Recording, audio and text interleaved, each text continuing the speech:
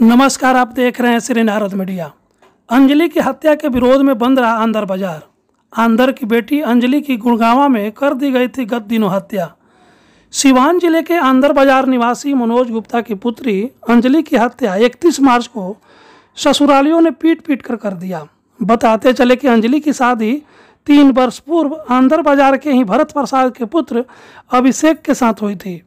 अंजलि अपने पति अभिषेक के साथ गुड़गांव में रहती थी। 3 दिन पहले वो अपने घर फ़ोन कर बताई थी कि ससुराल वाले उसके साथ मारपीट कर रहे हैं। इसके बाद 31 मार्च को ही गुड़गांव पुलिस द्वारा अंजलि के पिता के पास फ़ोन करके बताया गया कि अंजलि की हत्या कर दी गई है।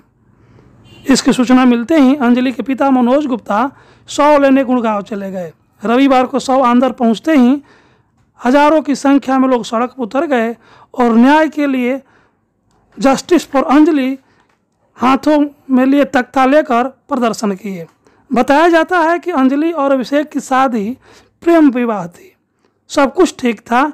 1 माह पूर्व अंजलि अभिषेक के बड़े भाई की शादी में शामिल होने घर आई थी और शादी बाद वह गुड़गांव चली गई थी।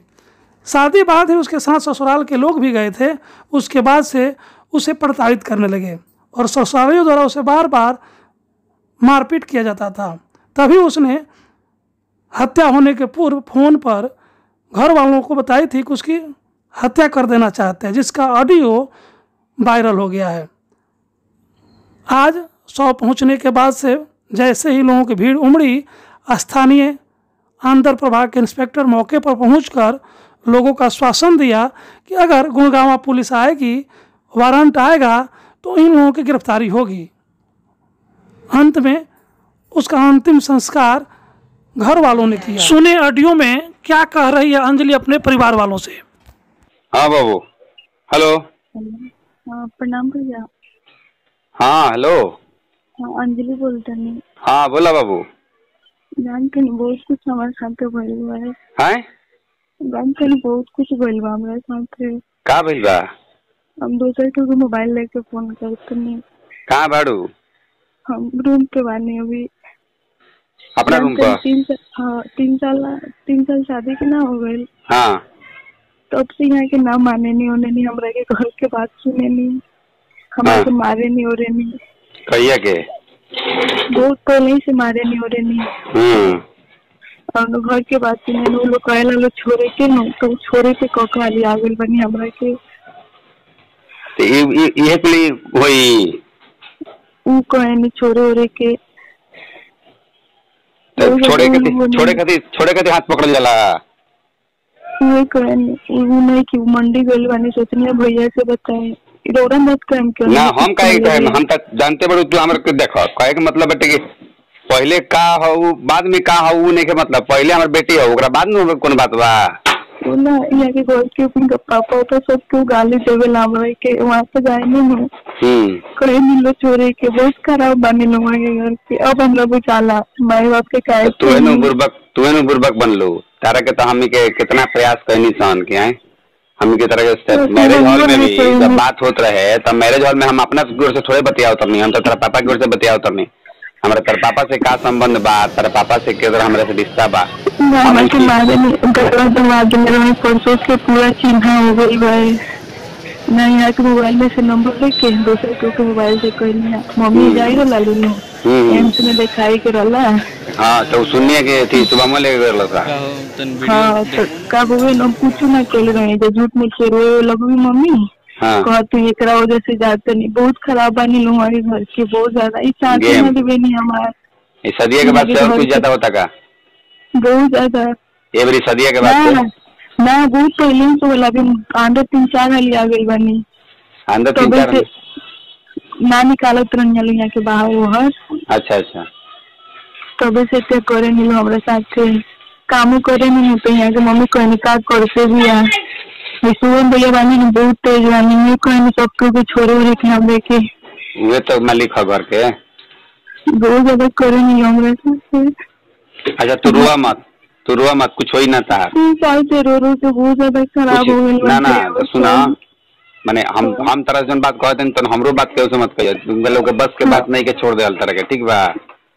तार के कुछ बिगाड़ ना पाई। तू लेडी पावर जानता रू तू तो लेडी पावर जान करू तो निकल का बोलो परसों झूठ मूठ के का कहतो कितना खा ले हई करेले हो करेले आए रहे स्वीटी दीदी तो चिकन बनल रहे हम दुख लेके बैठा रहे झूठ मूठ के हमारे 5 गो रहे ना मरल बड़ी हूँ करे थी गौतम के मेहरारू मरल बड़ी 5 गो रहे तो झूठ मूठ के न फेंक देवी मतलब हमने में डाल देवी तो सुबह में आके बोलते नहीं मेरे सब चिकन खा गेल जनता साथ ना देवे नहीं हमारे मारे नहीं बहुत ज्यादा यहाँ के मारे नहीं ना तो मार झगड़ा हुई नो तो तू अपन के सेल्फ करिया ठीक बा सेल्फ करके आ तारा पावर के आगे उनका लोग के पावर कुछ चली ना ठीक बा इतना कुछ कहले बड़ का काची मतलब का बताओ तो नहीं हो गया चल ना बताओ इतना ना पूरा बाजार के लोग जानता ऐसा बात नहीं के नो जाने पर तेरा छोड़े के रहता ना मेरा तो तारा पावर ना भाई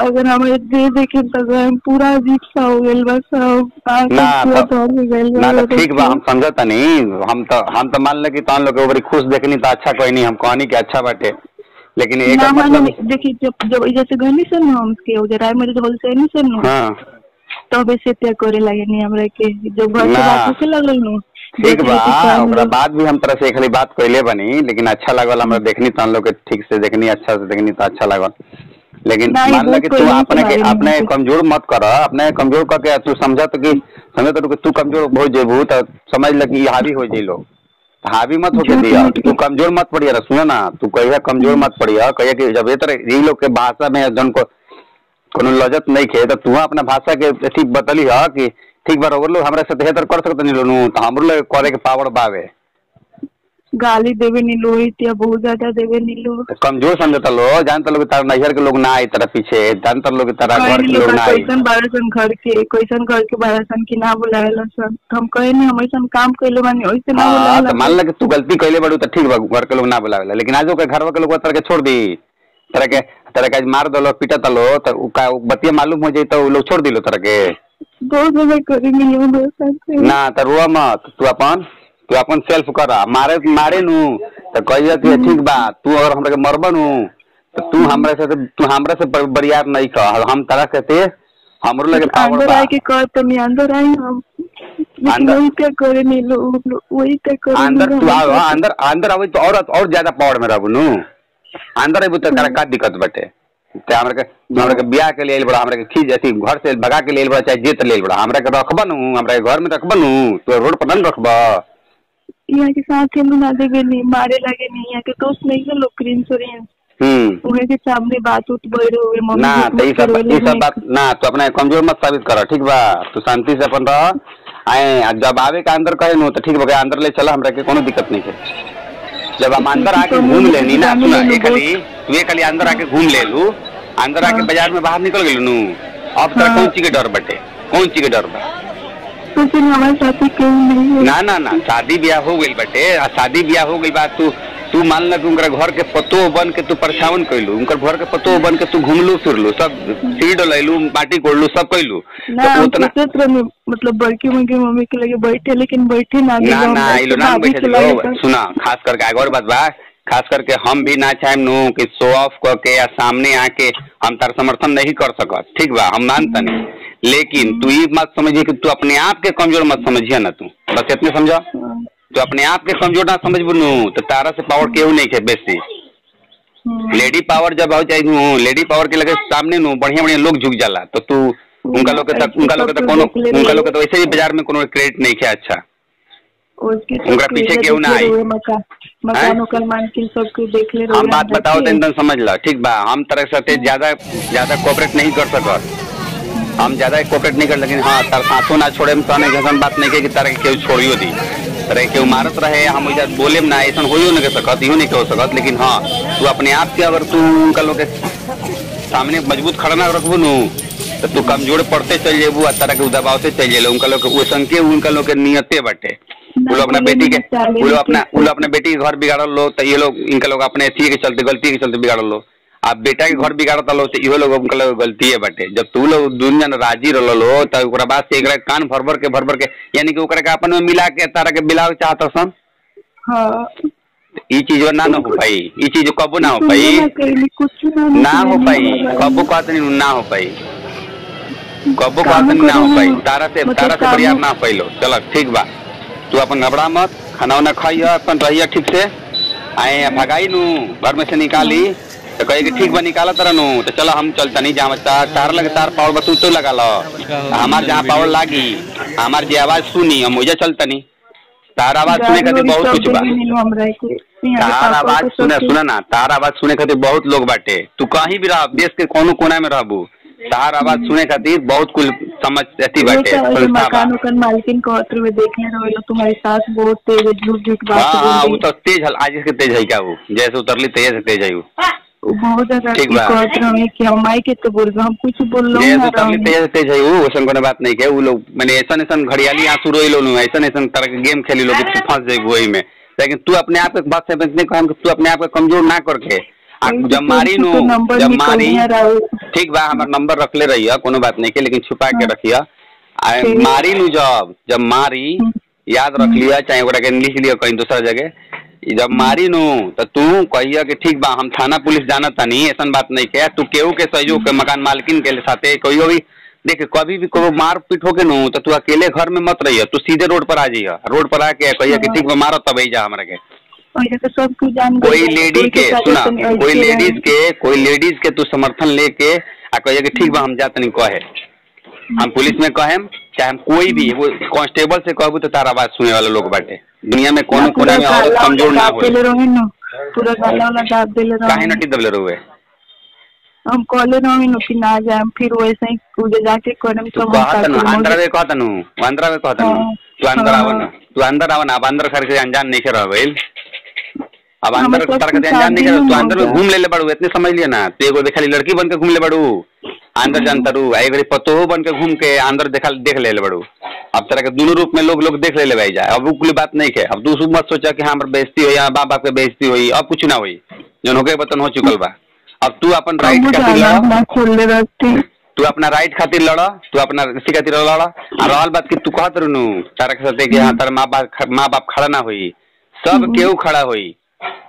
कोई भी औलाद ऐसा ना होला नू कि कोई भी परिस्थिति में हो जान राजेश के साथे भइल तो राजेश अपने लन कि ना अपने लन, तो फिर सबको अपनावेला ठीक बा, उसने कोनो दिक्कत के बात मत सोचा। दे ले पैसा कितना पैसा बड़ी 25 रुपए काट लो, ठीक बटे। तो हम तन जाते हैं दुकान पर, ठीक बा ठीक बा भैया, ठीक बा। हमरे से मतलब नहीं किया, तू अपने कॉल करे हुई तो तू नंबर याद रखिया, कब हमरे से फोन करके बतिया ले।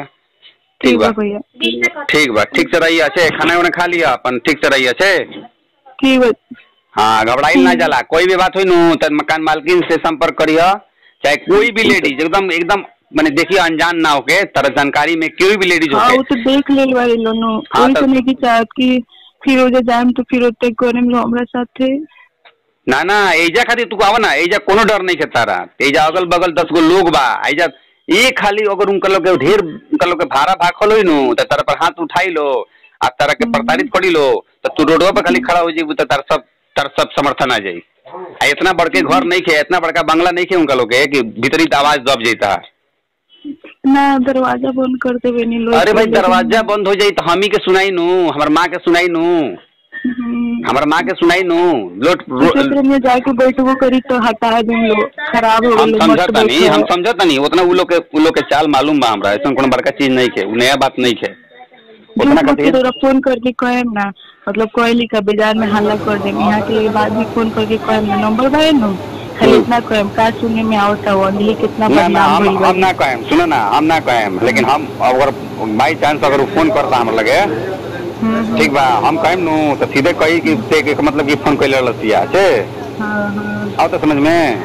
हां तो उतना ज्यादा मत कराओ, वो सब मत सोचा अभी नसे पूरा दे अजीब सा आंखों के अंदर हो गेल बा, बहुत अजीब सा हो गेल बच्चे पहले से। अच्छा ठीक बा हम समझता नहीं, तो उतना जब मजबूरी आवेला नो तो थोड़ा सा आवेला परेशानी, लेकिन ठीक बा उतना घबराइया मत, घबराइबू नु तो तू फंस जेबू, घबराइबू तो फंस जेबू, अच्छे घबराइया मत। बहुत तेज बानी लेकिन हाँ तेज रहिलो ना, तू जानता लो कि हम ऐसी है एकदम ऐसी में फ्री में रख ले बनी, अदेव में रख ले बनी, आराम में रख ले। बर्तन बहुत ज्यादा बर्तन वाला 3 टाइम बर्तन। ठीक बा, चल ठीक बा, तू अपन ठीक से रखिए से, ठीक से रहिए। आए कोनो बात हुई नो तो नंबर याद रख ले रही, फोन करिए हमरा के। ठीक बा। हां, तरह जे तरह गाइड करे मो तरह जाके अपन तू जाके मदद मांगिए लोग से। अभी तो मान ला बुझा के बात ना तो जा तरह लोग हो जे लोकल मदद करी।